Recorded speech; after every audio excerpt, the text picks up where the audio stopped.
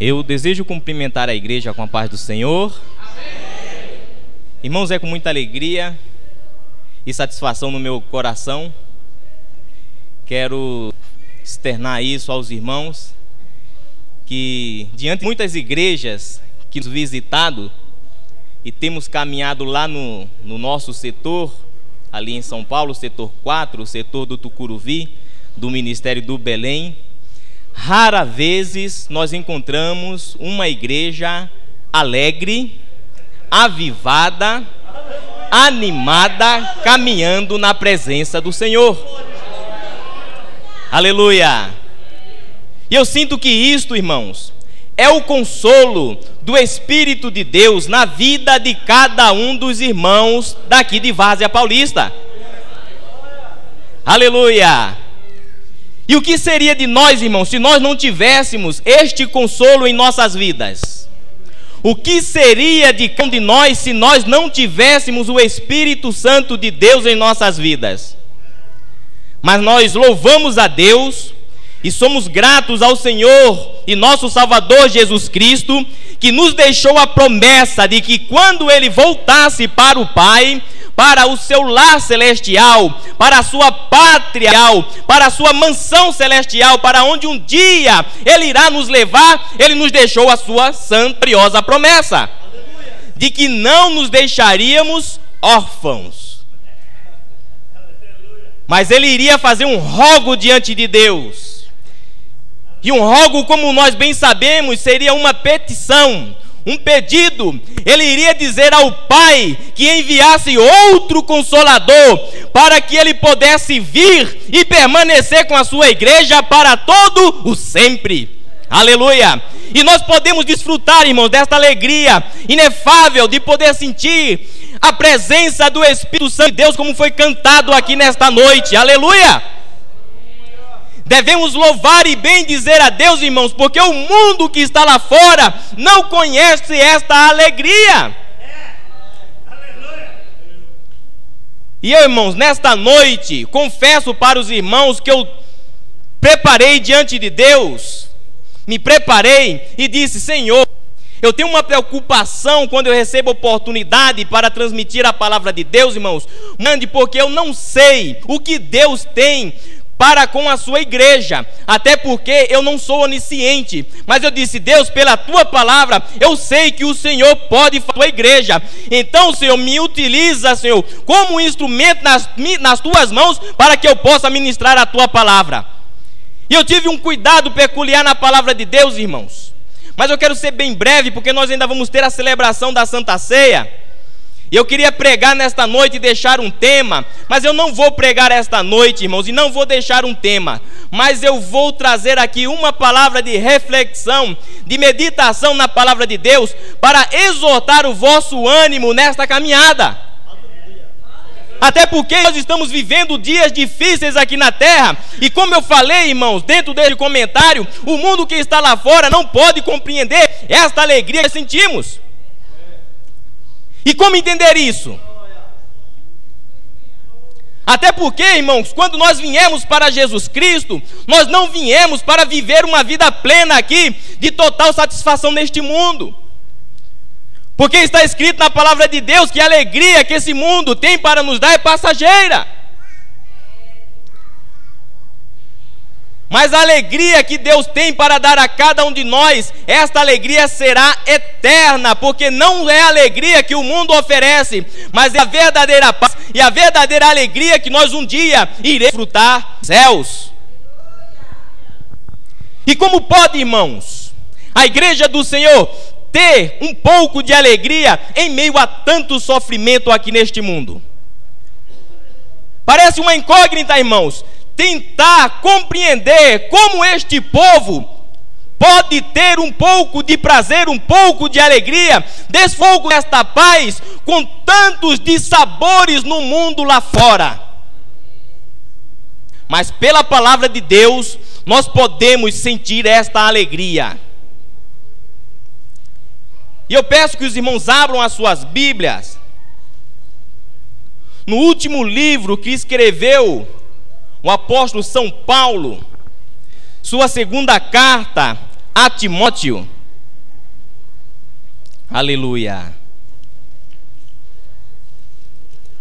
Quero ser breve, irmãos, e bem rápido, porque daqui a pouco nós vamos cear, comungar na ceia do Senhor, fazendo memória, aleluia, aleluia, do sacrifício do Senhor, aleluia, aleluia. Carta segundo escreveu o apóstolo São Paulo, no capítulo 2, versículos do 1 ao 10, bastante conhecido aqui na igreja, e eu creio que dos irmãos também que meditam na palavra de Deus.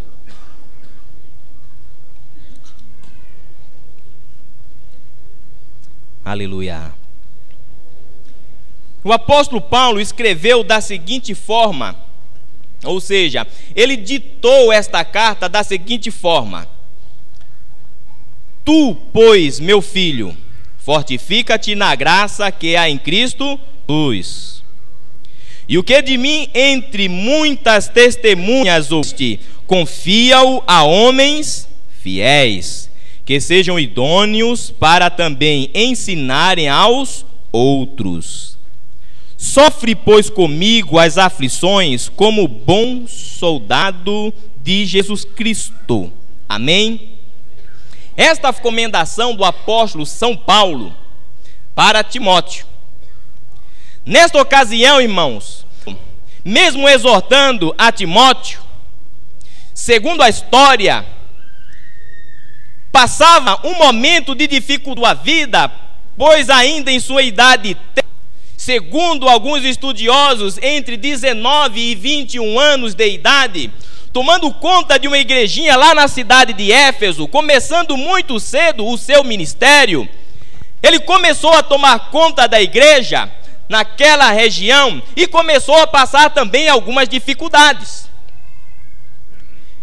E com esta palavra, irmãos, e trazendo como meditação e reflexão para os nossos dias, eu quero vos mostrar que a situação em que este jovem pastor, tomando conta de um rebanho muito lindo na cidade de Éfeso, não estava vivendo momentos alegres, momentos prazerosos na sua vida, até porque ele estava passando muitas dificuldades para caminhar junto com aquela igreja.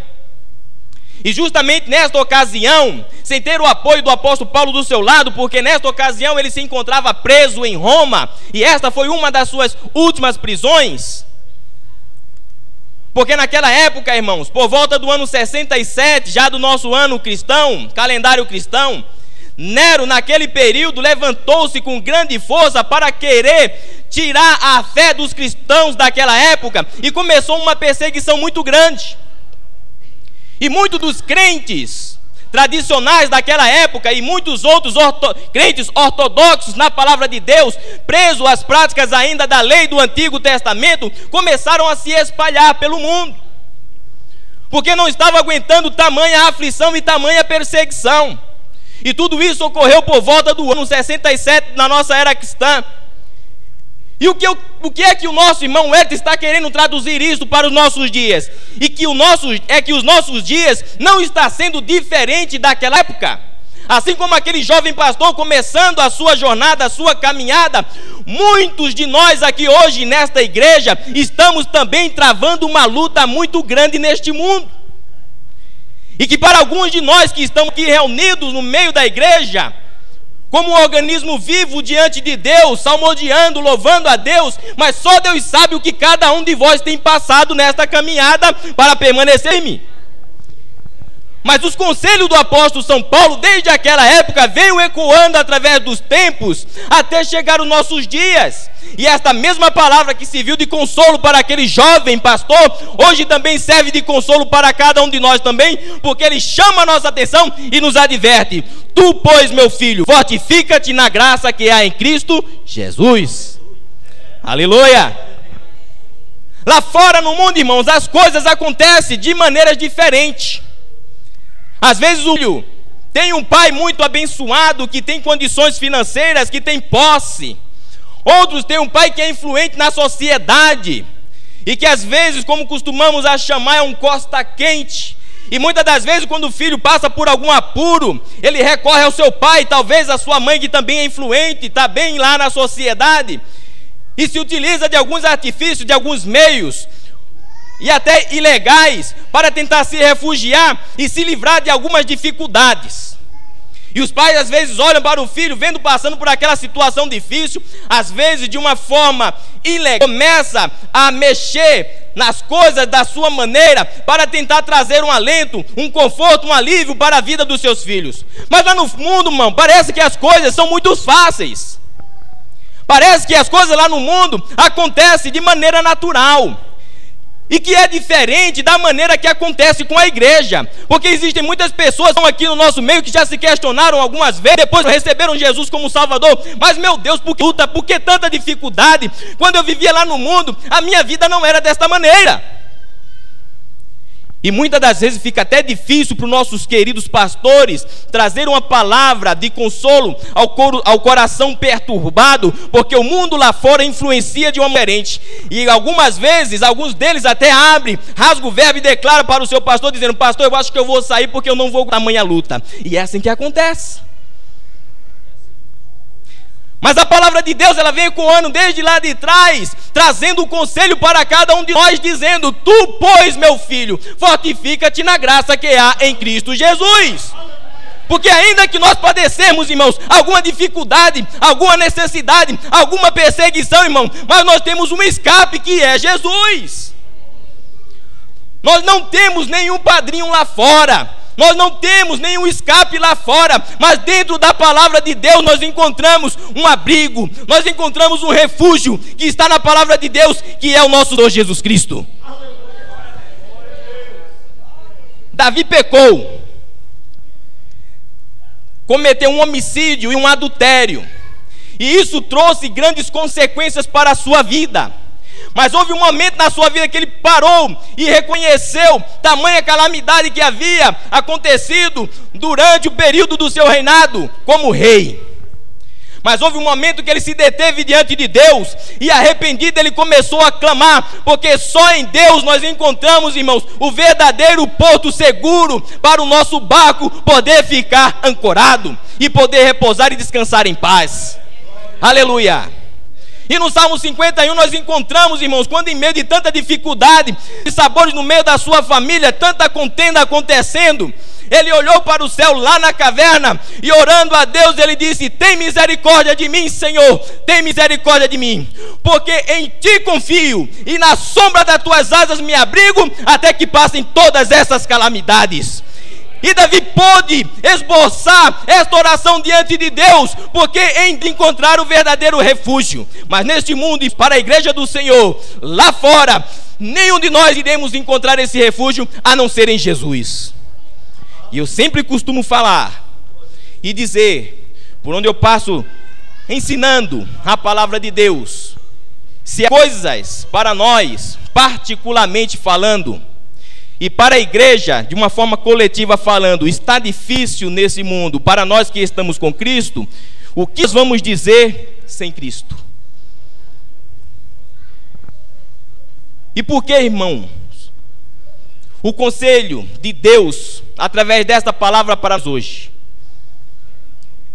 Eu não conheço nenhum dos irmãos aqui esta noite, nas suas particularidades, em meio à sua família, no seu trabalho, alguns jovens na sua escola, com a sua família.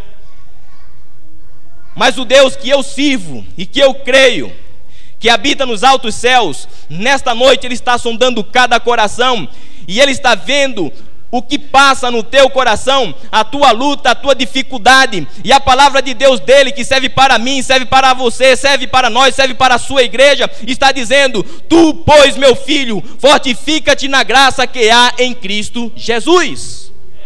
E esta foi a mensagem de Paulo, que veio ecoando desde lá, irmãos, até os nossos dias. E não só foram estas mensagens.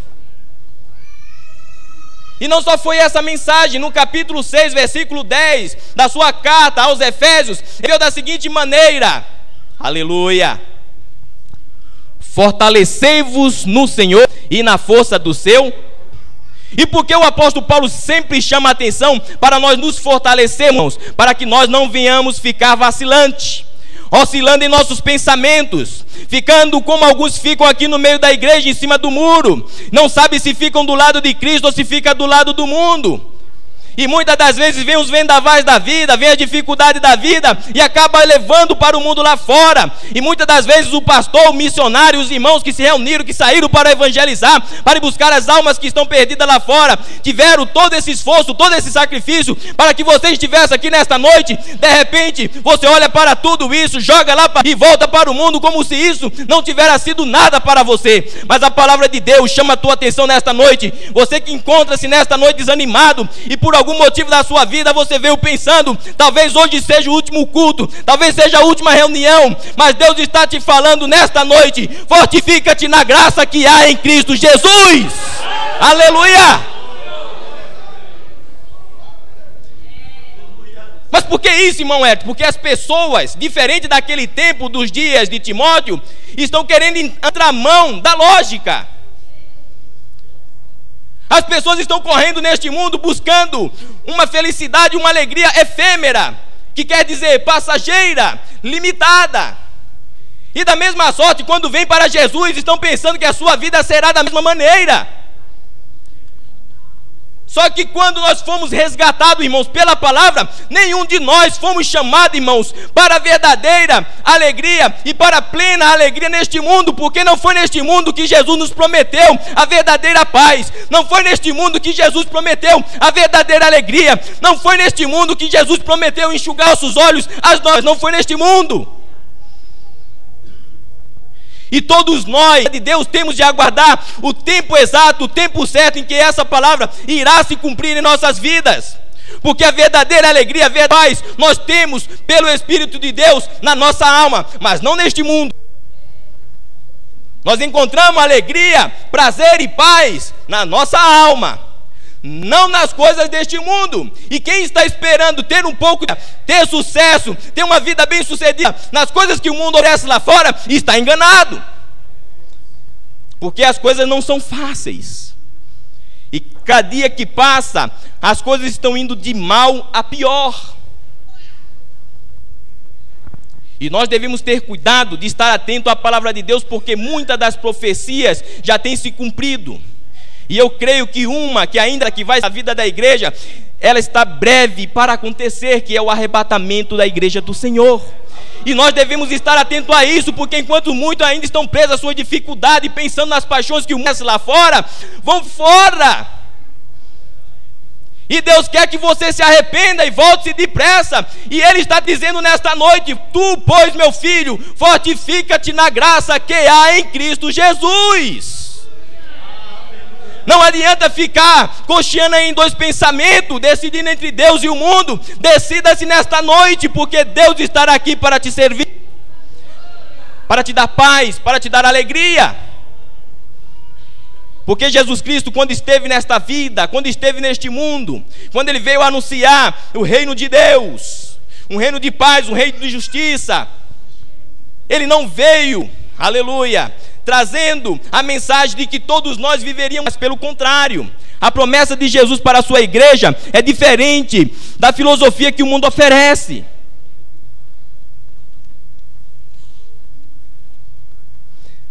O que Jesus prometeu para a sua igreja é completamente diferente daquilo que a vida e o mundo lá fora nos oferece. Jesus Cristo, antes de ser recebido no céu, aleluia, Ele nos deixou um conselho e uma advertência. No capítulo 16, verso 33 de São João, Ele deixou as seguintes palavras lá registradas para que se visse de consolo para nós nos nossos dias: tenho-vos dito estas coisas para que em mim tereis aflições. Essa foi a promessa à sua igreja. Ele disse, 5 de São Mateus, versículo 11 e 12: bem-aventurados sois vós, quando vos injuriarem e vos perseguirem, e com a língua disserem todo mal contra vós. Sabe o que é isso? Perseguição, calúnia, afronta que a sua igreja haveria de sofrer. E Jesus não prometeu vida boa, de gozo e plena paz aqui neste mundo, não. De sofrimento e de luta. E da mesma sorte, Deus estava consolando o coração daquele jovem através do seu instrumento do Paulo, dizendo para ele: tu, pois, meu filho, fortifica-te na graça que há em Cristo Jesus. Jesus é o nosso escape, Jesus é o nosso consolo, Jesus é o nosso... E muito em breve, todos aqueles que permanecerem piamente pela sua palavra, Ele há de resgatar deste mundo e levar para a sua mansão celestial. Aleluia. E é esta promessa que nós temos da parte de Deus, que as nossas lágrimas não serão enxutas ou enxugadas aqui neste mundo, mas na glória esta palavra há de se cumprir em nossa vida. Aleluia. João teve a visão de quando esses fatos iriam acontecer, irmãos, e deixou registrado lá no Apocalipse. A partir do capítulo 21, se nós formos narrar o fato aqui, nós iríamos levar muito tempo. Mas o que eu acho interessante é que Deus deu uma visão muito linda para João. E ele disse: e um anjo me levou espírito e mostrou-me a grande cidade. E as suas ruas eram de ouro, cercada por um alto muro de jaspe e de cristal, com 12 portas, e nas 12 portas 12 anjos, guardando a passagem daquelas portas. E ele disse: no meio da cidade havia uma praça, cuja praça, no meio dela, havia uma fonte que nascia um rio, cujo rio era o rio da vida. E ele disse: naquele lugar não haverá dia, não haverá luz e não haverá sol, porque o Senhor Deus será a nossa própria luz. E naquele momento em que a igreja se encontrar naquele lugar, ele disse: o Senhor limpará dos vossos olhos toda lágrima, e ali não haverá pranto, ali não haverá dor, ali não haverá tristeza, porque o Senhor nosso Deus enxugará dos vossos olhos todas as lágrimas. Aleluia! Promessa que nós estamos firmados, irmãos. E é nesta promessa que nós estamos firmados. O que é que nós vamos esperar deste mundo? Se as coisas estão difíceis, estamos tendo dificuldade, para nós que estamos com Cristo, pior sem Ele. Então vamos ficar firmes na palavra de Deus, guardando o momento da bem-aventurança em que Cristo virá buscar a sua igreja, para que nós também possamos fazer a subida. Aleluia! E o que de mim? Entre muitas testemunhas ouviste, confia-o a homens fiéis, que sejam idôneos para também ensinarem aos outros. Paulo estava dizendo a Timóteo: fortifica-te na graça que é em Cristo Jesus. Fica firme. Mas não seja egoísta, não. Compartilhe isso também. Paulo estava dizendo: educa eles também, porque eles também estão passando dificuldade. Não é só você. Você não está isolado nesse mundo, não, Timóteo. Irmãos, se é para falar de sofrimento, Paulo tinha muito mais motivo para falar de sofrimento. Porque dentre os demais apóstolos foi o que mais sofreu. Várias prisões, vários açoites, vários espancamentos. Foi apedrejado, teve que fugir em certas ocasiões.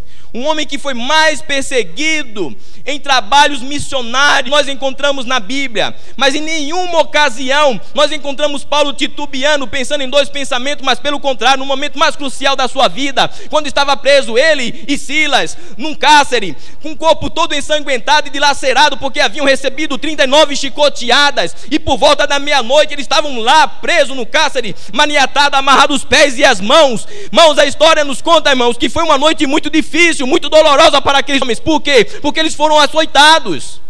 Os homens conseguiram prendê-lo e eles estavam presos por uma causa justa, mas a causa justa do evangelho, e que poucas pessoas têm procurado sofrer. Estão buscando um prazer, uma alegria na palavra de Deus que não existe, porque a palavra de Deus nos fala de sofrimento. E como é que dois homens encontraram ocasião e motivo para louvar a Deus naquele momento? Parece que nada tinha acontecido, eles não estavam sofrendo com nada. E nós podemos ter uma visão aparente do que aconteceu naquela noite, e de repente dois homens parecendo como loucos, dilacerado, todo flagelado, e um olhou para o outro e disse: existe algum motivo para nós continuar? E eu acredito que Silas, olhando para Paulo: existe, irmão Paulo. Eu acho que ainda existe motivo para nós continuar nessa jornada, porque essa caminhada é de sofrimento, é de luta. Será que dá para nós louvarmos a Deus? Dá. É o nosso corpo que está dilacerado e não é a nossa boca. São os nossos pés e as nossas mãos que estão amarradas, não é nossa. Existe algum motivo para louvar a Deus em meio à dificuldade, em meio ao sofrimento? Será que existe Um momento de louvor que nós podemos agradecer a Deus, apesar de estarmos passando alguma dificuldade. O versículo 3, que diz assim, ainda com aquela visão lá do cárcere, Paulo dizendo para Timóteo: sofre, pois, comigo.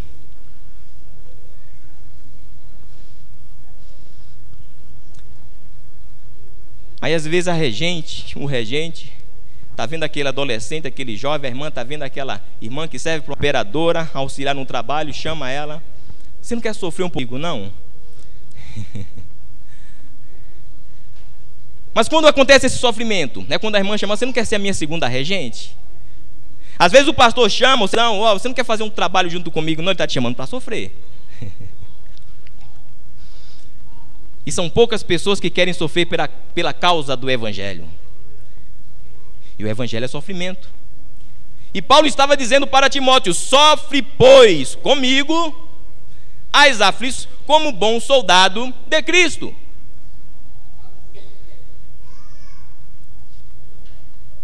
Duas coisas que nós identificamos aqui, irmãos. Primeira coisa, sofrimento. Segunda coisa, aflição. E são duas coisas que ninguém quer passar nessa vida. Aí eu fui analisar o termo, dizer a palavra. Paulo, quando disse sofre, pois, comigo, eu fui ver o que significava o sofrimento. Sofrimento é uma experiência aversiva cuja emoção é negativa. Ela é geralmente associada à dor, à infelicidade, trazendo ao coração de quem sofre um sentimento de revolta. Que negócio difícil é o sofrimento. Quem quer sofrer nessa vida? Quem quer sofrer nessa vida? E pela causa do Evangelho, quem quer sofrer? São poucos que se colocam na porta. São poucos que ficam a orar para que Deus possa te olhar e te fazer um instrumento nas mãos. Mas por quê? Porque ninguém quer sofrer. Mas a palavra de Deus ainda vem ecoando desde aquele tempo ao nosso coração, dizendo: sofre, pois, comigo as aflições. E parece que a aflição é uma coisa pior que o sofrimento. Se sofrer já é terrível, vamos imaginar uma aflição. E nos parece que a aflição é o ápice do sofrimento, é o ápice da dor. É justamente aquele momento em que não há mais recurso e que não há mais solução. E que muitas pessoas parece que colocam Deus na surdina ou na parede e falam assim: Senhor, é agora ou nunca, ou se faz ou eu vou embora. E não é dessa maneira e dessa forma que Deus age. De uma forma completamente diferente da que nós pensamos e queremos, porque Ele é Deus. E tem muita gente no nosso meio, viu, pastor, que tem promessa. Muita gente no nosso meio aqui nesta noite que tem promessa e que não sabe mais o que fazer por causa da luta. E mesmo assim estão louvando aqui na igreja, mesmo assim estão contribuindo, mesmo assim estão caminhando, mas só Deus sabe o coração. Mas a palavra de Deus, através do nosso irmão Paulo, fala para ti nesta noite, meu querido irmão, minha querida irmã: sofre, pois, comigo as aflições como bom soldado de Cristo. Porque quem sofre ao lado de Jesus não se arrepende. Quem sofre ao lado de Jesus não desanima. Mas quem sofre ao lado de Jesus tem uma grande recompensa. Aleluia! E você quer ser recompensado nesta noite? Sofre, pois, as aflições como bom soldado de Cristo. Esteja firme, sempre constante no caminho do Senhor, não olhando para o lado e nem para o outro, mas olhando para a frente, olhando unicamente para Jesus, que é o autor e consumador da tua, da minha e da nossa fé, irmãos. Igreja do Senhor, levantai as vossas cabeças e olhai para o alto, porque o noivo breve virá. Não acocheando aí em dois pensamentos, mas sofre nesta noite, sofre nesta caminhada, sabendo que um dia o teu sofrimento terá um galardão, terá uma recompensa, e um dia este sofrimento será dissipado da tua, porque Jesus Cristo um dia, Ele nos levará para o céu, transformará o nosso corpo em glória, e nunca mais haverá sofrimento para a nossa vida. Aleluia!